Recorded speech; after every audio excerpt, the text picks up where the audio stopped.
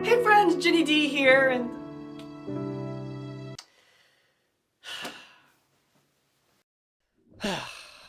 Yeah, I know. I'm not Ginny D. I'm crispy. My parents were disappointed too. But don't worry. Today I did this really cheap Ginny D crossplay for a reason. Because a couple years ago, or at least almost a couple years ago, Ginny D made a really awesome 7-day character building challenge. It was essentially meant to help flesh out your D&D character by investigating how they write, how they would post on social media, what characters they're similar to, etc., etc., etc. And I did that challenge myself for my character Caroline. It was a lot of fun, but while doing that challenge, I had some of my own ideas, some of my own ways I would remix or reorder the challenge in my own way. So today, after like 2 years of mulling over if I'm going to do this or not, I finally am doing it here on Crispy's Academy. So without further ado, guys, it's time to rip off Ginny D's character building challenge and tweak it for our own nefarious purposes of making hopefully better D&D characters. Without further ado, guys, let's get started.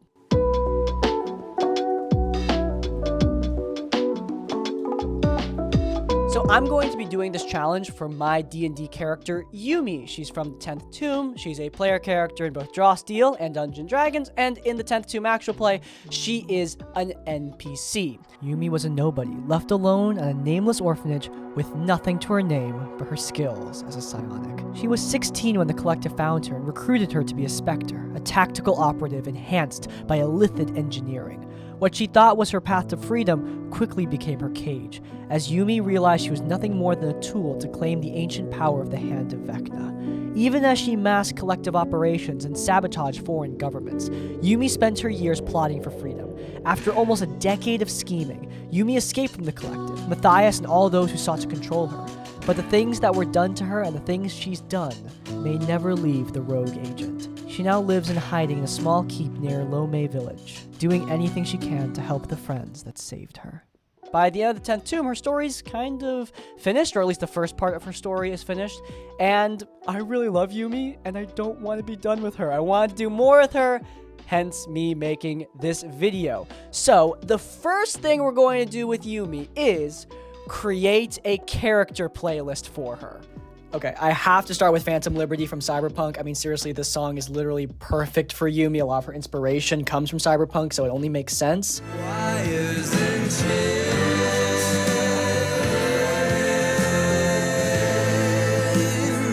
Okay, next up, the line from 21 Pilots. This song is just so close to her arc. It's honestly crazy. It's from Arcane, and I love that show, but this song is about a person who is crossing the line of morality, but also the line of mortality.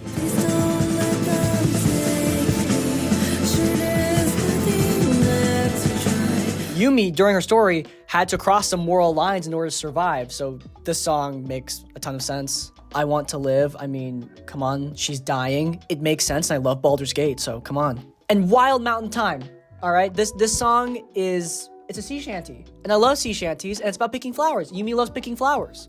Leave me alone, let me indulge. And the wild mountain time goes around the blooming heather. Okay, ending off. Dog days are over, Florence and the Machine. It's about a person who's got to let go of their trauma in order to move on. Perfectly summarizes how her story ends. Now, I will say, one really important thing for this challenge, you need to pick a song, or at least you should pick a song that can be played during the game. Like, all these songs are like pop songs or video game songs with lyrics. Hard to play during a D&D game. But a song like an OST, like for example, this song from Cyberpunk, it works great as Yumi's theme song. I can play this whenever she's role-playing or has dialogue, and I did that a lot during the 10th Tomb. I actually hired someone to create a theme song for Yumi. You don't need to do that, but finding an OST that fits your character, I think it's really helpful for your DM and to build flavor for your character, especially during roleplay. I honestly used to not really love character playlists. I thought they were silly and didn't really understand them, but here, I definitely see the appeal. This was also a challenge in Ginny D's video, however, she put it at the end. I'm putting it at the beginning. Why? Because I think music is a great way to get the broad strokes of a character. Music is not overly specific, but it can give you a lot of inspiration, both for a character's personality and even for their arc. The progression of the music in Yumi's playlist goes through her story in a pretty natural way, and I think it works great for the character she ended up becoming. On top of that, I also think music is great for listening, specifically while doing the rest of these challenges, hence why I put it at the beginning. So yeah, there you go. Now you have something to listen to while you're doing all the rest of this fun homework. Don't worry, it'll actually be fun, at least I hope so. Speaking of, day 2. Okay, day 2. I need 4 characters that my character is inspired by. So with Yumi, there were a bunch of characters that inspired her, but I would say that number 1 would be Song So Mi from Cyberpunk 2077. A lot of Yumi's backstory as a spy who was taken into the agency against her will, that is inspired directly from Cyberpunk. A lot of her aesthetic, like having all these like messed up cyborg parts in the back of her body, that's also inspired by Somi. Hell, there are so many similarities that there are similarities that are just coincidences. For a second one, I would go with River Tam from Firefly, which I think is also a character that inspired Ginny D when she did her own version of this challenge. But anyway, coinky dink there. River Tam, in my case, definitely inspired a lot of Yumi's abilities. Yumi is a telepath, similar to River, and just like River in the movie Serenity, Yumi also frequently gets overwhelmed by her telepathic abilities. For the next character, I really waffled on this one, but I just keep on coming back to Astarion.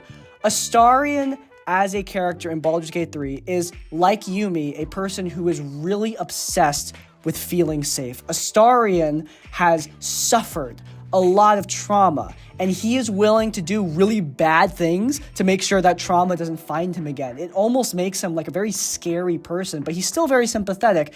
And that sort of energy is what I wanted for Yumi when I was playing her in my actual play. So yeah, we'll toss Astarion on there too. Okay, so the final character I'm going to go with here might be a bit of a weird choice, but I think it really helped me when taking inspiration for how I act in Yumi's relationship, because if you're unaware, Yumi does have a romantic relationship with a player character. She was romanced. So I'm going to go with Amity Blight from the Owl House. Amity has a lot of awkwardness. She has a lot of excitement around her relationship in the Owl House. And on top of that, with Yumi specifically, Amity has a need to impress. She feels like she needs to impress her partner. And Yumi is very similar. You know, she and her partner have gone through a lot at the hands of each other. They have both almost killed each other. And Yumi feels a lot of guilt because of that. And so just like Amity, I feel like she has a want to impress her partner to sort of like earn her affection, even if that's something that is not required. Character similarities. We love ripping things off here at Crispy's Tavern. I have always been an advocate that if you want to steal something and make it your own, hell yeah, do that in your D&D game. And of course here, it is no exception. This was also a challenge in Ginny's video, but I'm moving it to be earlier here as well. Because when you are figuring out what your character is going to be, I would find your inspiration early. I always struggle with fleshing out characters if I don't have a base to start at. Yumi took a lot of inspiration from Song So Mi. I had Yumi in my head long before I was introduced to Cyberpunk, but like I said earlier, Song So Mi played a big role in how I ended up fleshing her out. It was really my bouncing point. It slingshot me into figuring out a lot more of Yumi's depth, and I hope that by finding your inspiration, you can do the same exact thing. Okay, I'm about to go to bed, but content calls. Day 3 is to create a reference sheet for your character. This is basically just a little document with some description and maybe some images to assist so that you can show what your character looks like. It helps you or maybe an artist that you're commissioning visualize what your character's appearance is. For Yumi, I have some reference for her tattoos.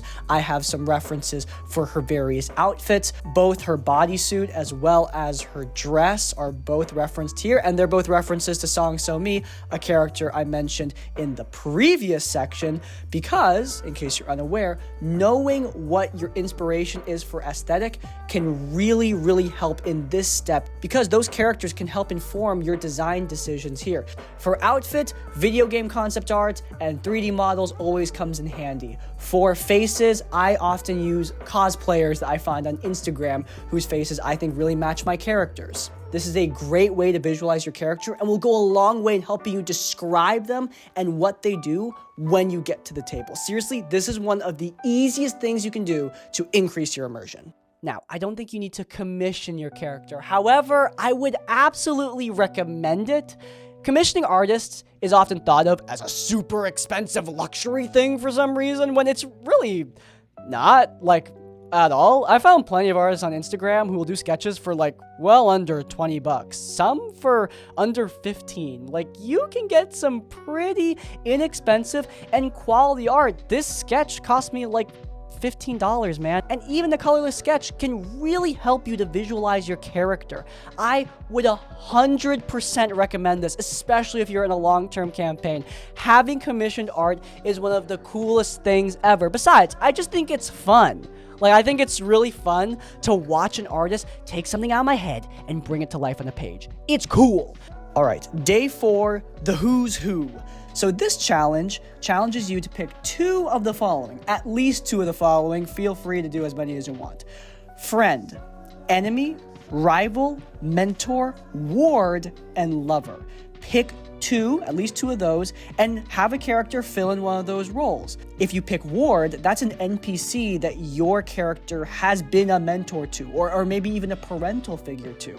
Or if you pick lover, that's a possible romantic connection that your character had in the past. What happened that broke them up? These are the kind of questions that could really help to elevate your character's story and give your DM something to work with. For Yumi, we are going to pick enemy and lover. For enemy, the obvious choice is Matthias Fowler. Fowler is the spy that took her into the agency and made her into a spy, but he's also the person who blackmailed her, who took her captive, who forced her to work for him under duress and modified her body against her will with invasive surgeries. He is her arch nemesis, her big bad evil guy. Now, on the other hand, her past lover is a man by the name of Bartlow, a fellow secret agent who fell in love with her and swore that he would get her out of her situation. He would rescue her. Unfortunately, Yumi's abusive boss, Matthias Fowler, found out and forced Yumi to kill him with a bomb. Awkward for their relationship, I guess. Now, both of those characters have the possibility of being alive. Yumi never saw her ex-boyfriend die in that explosion, and having him be alive would be a great twist for the DM. That's basically handing the DM a twist and being like, here, do whatever you want with this. And Matthias is a big bad evil guy. Perfect. That's something the DM can integrate into an arc really, really well. I think NPC connections are one of the most important things you can give your DM in your game. It doesn't need to be someone super close to you. I understand that some characters are loners, but dude, I am about as much of a hermit as a person can get. I have lived alone for a very large portion of my life and spend a lot of time alone because I like it. However, I still talk to other people. I have parents and friends that I interact with. Doesn't matter how much of a hermit you are bound to speak to other people. Your character, no matter how much of an edgy lone wolf, has talked to other people. Also, feel free to create more than 2 NPC connections. Maybe your character's a real extrovert, or maybe they made a lot of enemies. Speaking on a personal level, a lot of my characters have a ton of enemies. It's fun. That's why I always carry a sword. Creating these connections really helps both you and your dungeon master, and trust me, it'll make your story arc so much cooler. We have made it to the next day and the next challenge. So, on this day, we shall be writing a diary entry or writing a letter in character. Now, specifically, I want you to pick one of the characters from the last challenge: parent, lover, enemy, etc. Write the letter, diary entry, whatever. Write it to or about them. This really helps to flesh out your relationship and your story with that character, as well as getting into your character's voice. Now, Ginny D wrote her letter in beautiful handwriting using acrylic ink. I wrote mine on this laptop, but for the sake of my B-roll, I'm going to pretend to write it in this notebook. Hey Bart, sorry about sneaking this into your bag. I think I'm too much of a coward to say this to your face, but I have to tell you, in one convoluted way or another, that I feel like I finally have something to look forward to. I finally feel like one day I'll leave this cage and never come back. I won't lie, every instinct in my body is telling me to not believe you. Things don't just work out in this city. I've run through every worst case in my head, every way this could go south, for you, for me, for us. But that's not what I care about. Even with the worst scenarios my fucked up brain can dream up, I still see the one where we get out of here together. When I first met you, you were cold and you were scary. But that's not who you are. On that rooftop, you acted as the only compassionate spark I've seen in a long time. They say there are no good surprises in our line of work, but you proved them all wrong. So at the precipice, I just want to say thank you. See you soon, Yumi. And then she was forced to murder him. Writing this was really valuable just for getting into Yumi's voice. I actually think it might be a decent exercise before a session if you're like really into role-playing to write just like a small 100-word blurb. Something you can do in 5 minutes tops. It's nuance that I will probably only notice, but hey, it's really fun for me and helps up to build her character. And so, in my book, real helpful. The next one's a remix of one of Ginny D's, and that is to take the NBTI test for your character. If you're unaware, this is a personality test that you can take for free, and I won't lie, guys, I do have beef with the NBTI test, okay? It is pseudo-science nonsense. And like, I understand it's just for fun. A lot of people just do it for fun, but some people take this test way too seriously. A few moments later. Yeah, that documentary, Dad, did you show me about the personality quizzes and how they're like bunk? That was really eye-opening. Yeah, yeah. 1 hour later. Anyway, what were we talking about? At least I think this is an NBTI test. I don't look a lot into these things because I don't like them. I really don't. Let's just get this done. You regularly make new friends. Probably not.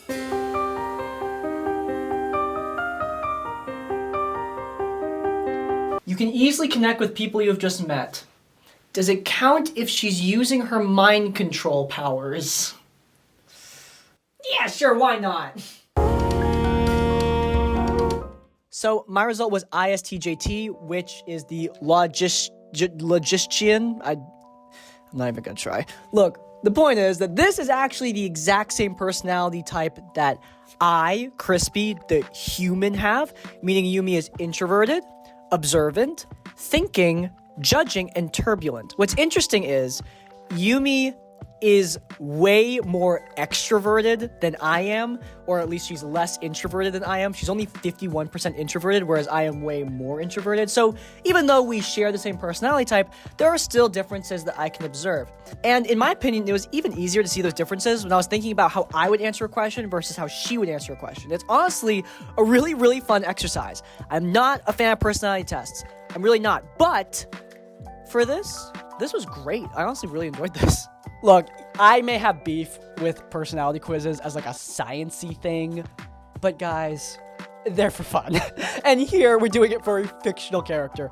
We're just having a good bit of fun here. And I think it's really valuable to take the quiz for both your character and for yourself. See how different you are from your character. I'm not that far off from Yumi. We are pretty similar in a lot of ways, but it was interesting to see our differences, to see and think about how I would answer a question versus how she would answer a question. Hence why I like the NBTI test. It is kind of long. It took me about 10 to 15 minutes, but like, you know, nothing crazy. I think it's really valuable and helps you to figure out some character nuance that you wouldn't have thought before. Okay, final challenge, and we're gonna cut to me like a few hours ago, so I was still in my outfit, doing the bucket list. Sup, bitch, I'm bald.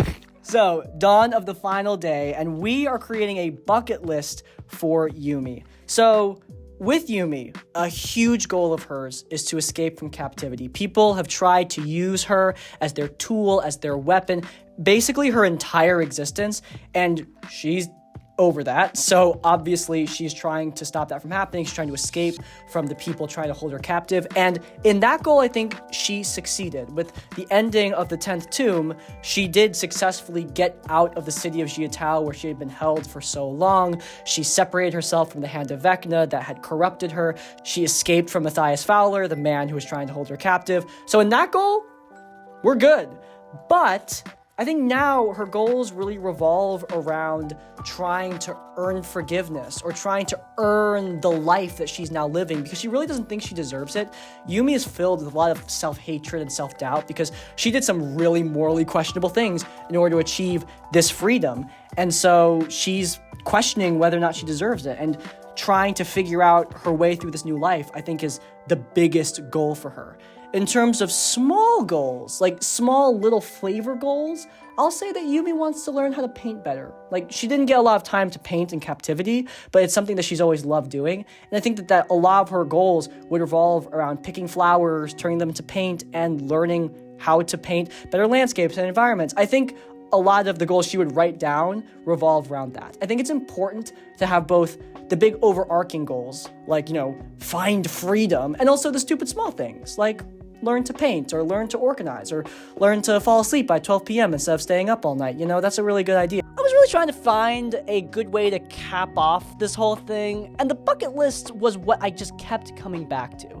What the hell do you want? What does your character want? This is something that I think a lot of DMs and players shockingly don't really think about. It's not just about the end game too. It's also about just like general small things that they want. Are they interested in romance? Do they want to build a better relationship with their family? My problem player that we talked about in the last video, he's basically hyper-focused on his end game goal of killing a black dragon, but like that's not going to come into play for a long time. So create smaller goals for your character. They don't even need to be quests. It can just be something like, I don't know, ask a guy on a date. It can be that simple, and it really helps to build up who they are. Even better if you write the bucket list in character. But yeah, with that, we're done. Look at all the things we've done so far. We've built up our character's voice. We found music that inspires us, found things that are similar between us and our character through a personality test. We have a ref sheet so we know what they look like. There is a lot here to help visualize and build up your character's depth. And I think this all serves as a great way to get you hyped up for your character. I mean, guys, I love Yumi. If you are on my main channel, you know that she is my baby. I love this character. And so just getting to explore her more was just a lot of fun in general, even if I'm not playing her in any games right now. Thank you so much to Ginny D, obviously, for inspiring this challenge. And thank you guys so much to you for watching. If you guys enjoyed, then you might enjoy our previous episode of D&D Advice, where we talked about one of my problem players, linked up in the cards. But before you go, please do subscribe to Crispy's Academy or our main channel, Crispy's Tavern, where we talk about all sorts of tales and tea. And if you want to leave your own tips or thoughts, go down in the comments down below. If you can't think of a comment, leave the comment, Crispy is Ginny now, to let me know I made it to the end of the video. In essence, like, comment, subscribe. I'll see you all next time. Farewell. My baby. She looks so cute.